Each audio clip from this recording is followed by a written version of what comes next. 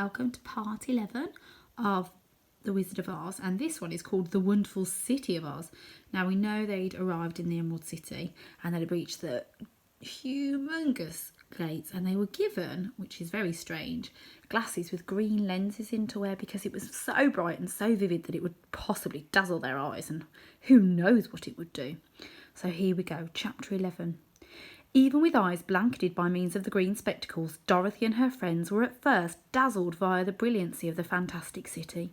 The streets were coated with beautiful houses, all built of green marble and studded anywhere with sparkling emeralds. They walked over a pavement of the equal inexperienced marble, and wherein the blocks had been joined collectively have been rows of emeralds, set closely and glittering with the brightness of the solar. The window panes had been of green glass. Even the sky above the city had a green tint, and the rays of the solar have been green. There have been many human beings, men, ladies, and kids, on foot approximately, and those have been all dressed in green garments and had greenish skins. They checked out Dorothy and her unusually assorted employer with wondering eyes, and the kids all ran away and hid at the back of their moms once they saw the lion. However, nobody spoke to them. Many stalls stood in the street, and Dorothy saw that the whole thing in them was green. Green, sweet and inexperienced popcorn have been offered on the market, in addition to green footwear, inexperienced hats, and inexperienced clothes of every type. At one area, a person was promoting green lemonade, and when the youngsters bought it, Dorothy should see that they paid for it with green pennies. There appeared to be no horses nor animals of any kind. The men carried things around in little green carts which they had driven earlier than them. Everyone regarded, glad and contented and rich. The guardian of the gates led them through the streets till they came to a large constructing, precisely inside the middle of the city, which changed into the Palace of Oz, the Great Wizard. There was a soldier before the door wearing an inexperienced uniform and wearing a long, inexperienced beard. "Here are strangers," stated the guardian of the gates to him, "and they demand to look at the Great Oz." "Step in, answered the soldier, "and I will carry your message to him." So they exceeded via the palace gates and were led into a massive room with a green carpet and lovely, inexperienced fixtures set with emeralds. The soldier made all of them wipe their feet upon an inexperienced mat before entering this room, and once they have been seated, he stated with politeness, "Please make yourselves comfortable while I go to the door of the throne room and tell Oz you are right here." They needed to wait a long time before the soldier returned. When, at ultimate, he got here returned, Dorothy asked, "Have you visible Oz?" "Oh no," lower backed the soldier. "I even have by no means visible him, but I spoke to him as he sat at the back of his display and gave him your message. He stated he'll furnish you a target audience if you so desire. However, everyone in all you ought to enter his presence by myself. And he's going to admit, however, one each day. Therefore, as you shall continue to be in the palace for numerous days, I will have you proven to rooms in which you can rest in comfort after your journey." "Thank you," replied the female. "That is very form of Oz." The soldier now blew upon an inexperienced whistle, and right away a younger lady wearing a pretty inexperienced silk robe entered the room. She had cute, inexperienced hair and green eyes, and she bowed low before Dorothy as she said, "Follow me, and I will display you to your room." So Dorothy stated goodbye to all her buddies except Toto, and taking the dog in her palms, accompanied the inexperienced female via 7 passages and up 3 flights of stairs until they got here to a room at the front of the palace. It turned into the sweetest little room in the International, with a tender, comfortable bed that had sheets of green silk and an inexperienced velvet counterpane. There changed into a tiny fountain inside the middle of the room that shot a twig of inexperienced fragrance into the air, to fall back right into a superbly carved green marble basin. Beautiful, inexperienced flora stood within the home windows, and there was a shelf with a row of little inexperienced books. When Dorothy had time to open those books, she observed them complete of queer green snapshots that made her snigger. They were so humorous. In a cloth wardrobe have been many inexperienced attire fabricated from silk and satin and velvet, and all of them fitted Dorothy precisely. "Make yourself flawlessly at home," said the inexperienced girl, "and if you desire for something, ring the bell. Oz will ship for you the following day morning." She left Dorothy alone and went lower back to the others. These she additionally brought about rooms, and each one in all them discovered himself lodged in a completely quality part of the palace. Of course, this politeness became wasted at the Scarecrow, for when he discovered himself on my own in his room, he stood stupidly in a single spot, simply inside the doorway to wait till morning. It could no longer rest him to lie down, and he couldn't close his eyes, so he remained all night time watching a little spider, which began weaving its internet in a nook of the room, just as if it had been not one of the most great rooms inside the International. The Tin Woodman lay down on his mattress from force of addiction, for he remembered whilst he became made from flesh. However, now, not being able to sleep, he handed the night-time shifting his joints up and all the way down to ensure they saved in true running order. The lion could have preferred a bed of dried leaves in the forest, and did now not like being shut up in a room, but he had an excessive amount of feel to allow this worry him. So he sprang upon the bed and rolled himself up like a cat and purred himself asleep in a minute. The next morning after breakfast, the Green Maiden came to fetch Dorothy, and she or he dressed her in one of the prettiest gowns, fabricated from inexperienced brocaded satin. Dorothy put on a green silk apron and tied a green ribbon around Toto's neck, and that they commenced for the throne room of the Great Oz. First, they got here to a fantastic corridor in which have been many girls and gentlemen of the court docket, all dressed in rich costumes. These human beings had nothing to do but talk to every other, but they always came to wait outdoor the throne room each morning, despite the fact that they have never been accepted to see Oz. As Dorothy entered, they checked out her curiously, and one of them whispered, "Are you clearly going to appearance upon the face of Oz the Terrible?" "Of course," spoke back the woman, "if he'll see me." He's going to see you," stated the soldier, who had taken her message to the wizard, "despite the fact that he does not want to have people asked to peer him. Indeed, at the start he was irritated and said I ought to ship you lower back in which you got here from. Then he asked me what you gave the look of, and after I stated your silver shoes, he became a great deal fascinated. At last I instructed him approximately the mark upon your brow, and he decided he could admit you to his presence." Just then a bell rang, and the green female said to Dorothy, "That is the signal. You must go across into the throne room alone." She opened a touch door, and Dorothy walked boldly through and determined herself in an extremely good region. It became a huge round room with an excessive arched roof, and the partitions and ceiling and ground had been protected with massive emeralds set closely collectively. In the centre of the roof became an outstanding mould, as bright because the solar which made the emerald sparkle in an amazing manner. But what involved Dorothy most turned into the huge throne of green marble that stood within the middle of the room. It was formed like a chair and sparkled with gems, as did the whole lot else. In the centre of the chair changed into a big head, without a body to help it, or any palms or legs, something. There changed into no hair upon his head. However, it had eyes and a nose and a mouth, and become plenty larger than the pinnacle of the most impotent large. As Dorothy gazed upon this in surprise and fear, the eyes turned slowly and checked out her sharply and steadily. Then the mouth moved, and Dorothy heard a voice say, "I am Oz, the Great and Terrible. Who are you, and why do you are trying to find me?" It turned into no longer such a lousy voice as she had expected to return from the big head, so she took braveness and replied, "I am Dorothy, the small and meek. I actually have come to you for assist." The eyes looked at her thoughtfully for a complete minute. Then said the voice, "Where did you get the silver footwear?" "I got them from the Wicked Witch of the East, when my residence fell on her and killed her," she spoke back. "Where did you get the mark upon your forehead?" continued the voice.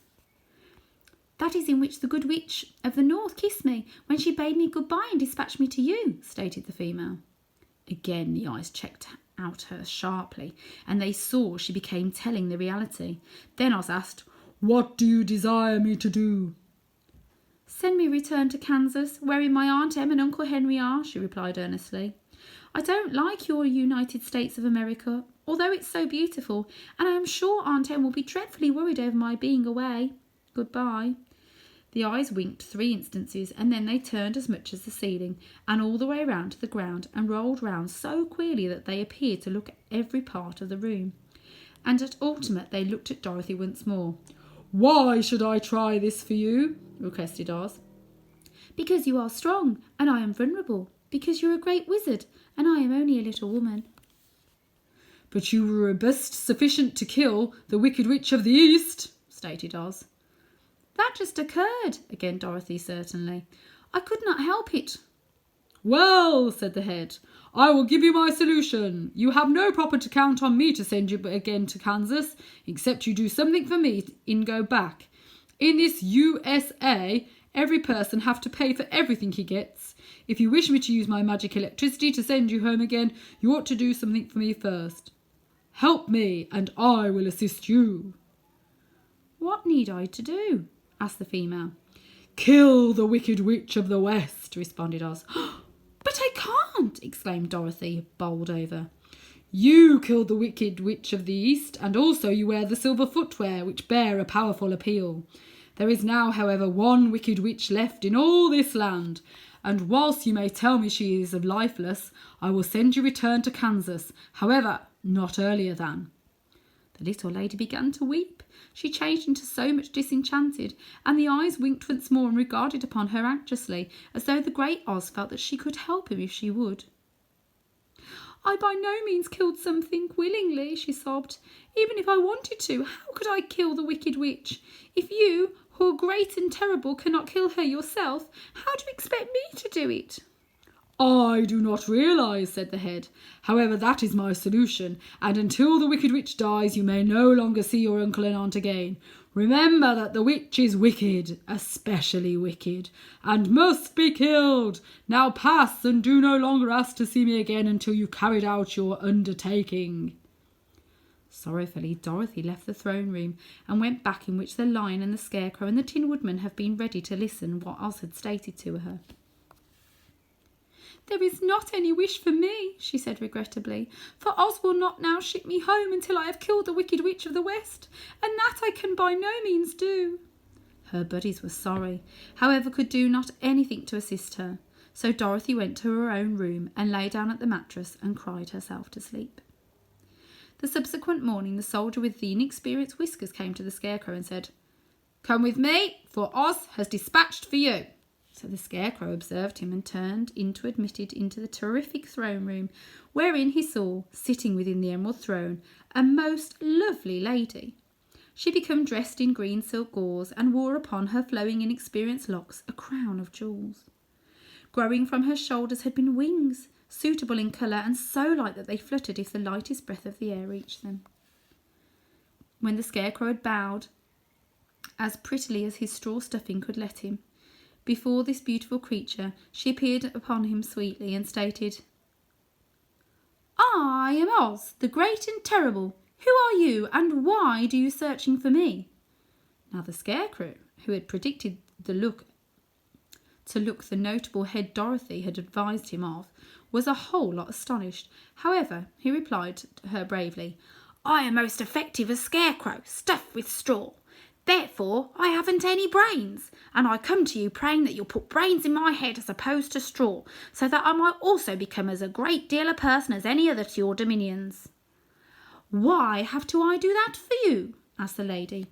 "Because you are wise and effective, and no one else can assist me," spoke back the Scarecrow. "I in no way grant favours without a few go back," stated Oz. "However, this is a whole lot I will promise.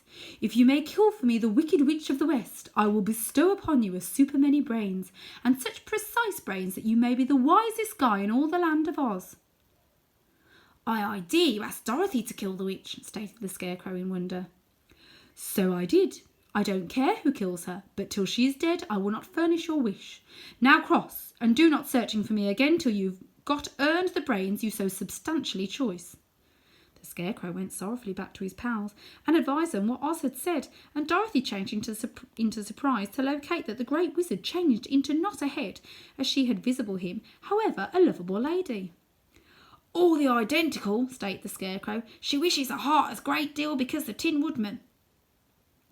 On the subsequent morning, the soldier with the green whiskers got here to the Tin Woodman and stated, "Oz has sent for you. Follow me." So the Tin Woodman accompanied him and got here to the Super Throne Room. He did no longer realise whether or not he might discover Oz, a lovable lady, or a head. However, he was hoping it might be the lovable lady, for, he stated to himself, "If it is the top, I am certain I shall no longer be given a coronary heart, on the grounds that a head has no heart of its very own, and consequently cannot feel for me. But if it's Miles, the lovely lady, I shall beg difficult for a coronary heart, for all ladies are themselves said to be kindly-hearted."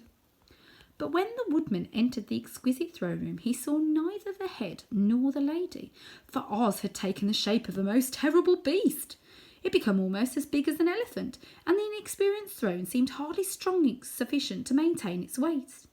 The beast had a head like that of a rhinoceros, handy as there have been 5 eyes in its face. There were 5 lengthy fingers developing out of its frame, and it also had 5 long, slender legs. Thick, woolly hair blanketed each part of it, and a greater dreadful-looking monster could not be imagined. It became fortunate the Tin Woodman had no coronary heart at that moment, for it would have beat loud and fast from terror. But being best tin, the Woodman turned into under no circumstances afraid, although he became tons dissatisfied. "I am Oz, the great and terrible," spoke the beast in a voice that became one tremendous roar. "Who are you, and why are you searching for me?" "I am a woodman, and made from tin. Therefore I have no heart, and cannot love. I pray you to present me a heart that I may be as the other guys are." "Why have I to do this?" demanded the beast. "Because I ask it, and you by myself can grant my request," answered the Woodman. Oz gave a low growl at this, however said gruffly, "If you certainly desire a heart, you should earn it." "How?" asked the Woodman.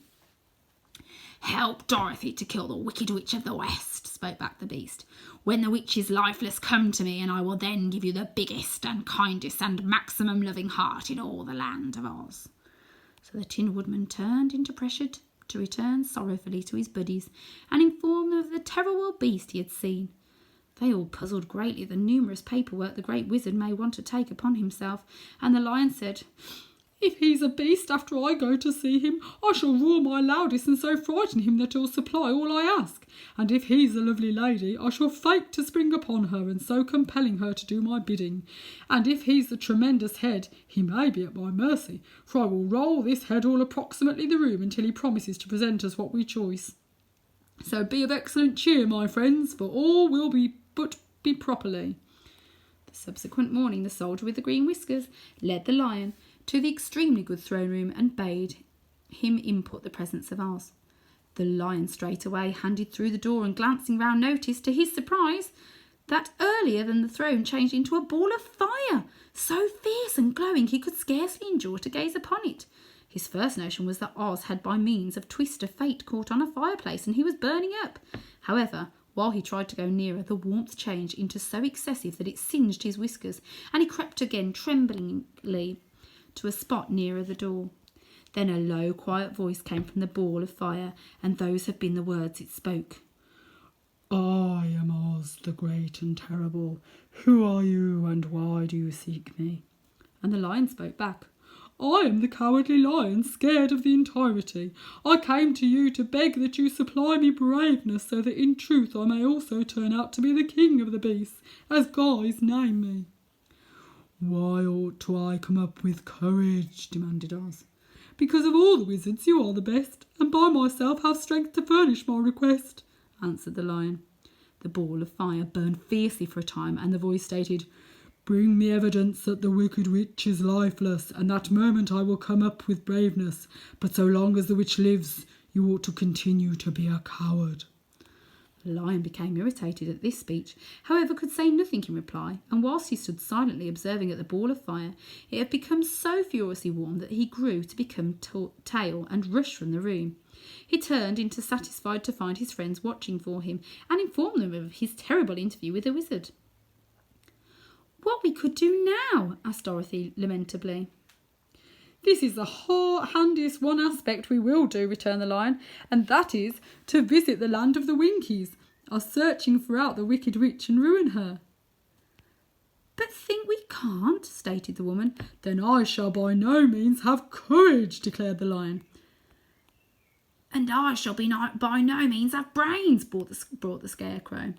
"And I shall by no means have a coronary heart," spoke the Tin Woodman. "And I shall in no way see Aunt Em and Uncle Henry," stated Dorothy, beginning to cry. "Be cautious," cried the Green Lady. "The tears will fall to your green silk gown and notice it."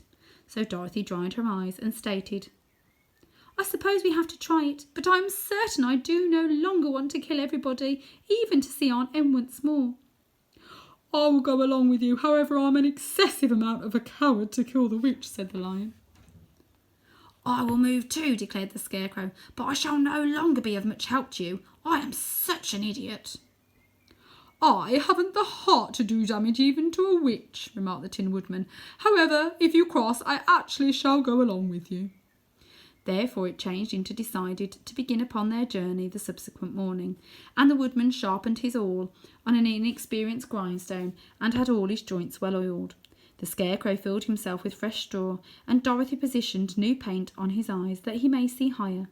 The Green Girl, who was very kind to them, crammed Dorothy's basket with appropriate matters to eat, and mounted a little bell around Toto's neck with green ribbon. They went to mattress quite early and slept soundly until daytime, whence they awoke by means of the crowing of a green cock that lived within the lower backyard of the palace, and the cackling of a chook that had laid a green egg.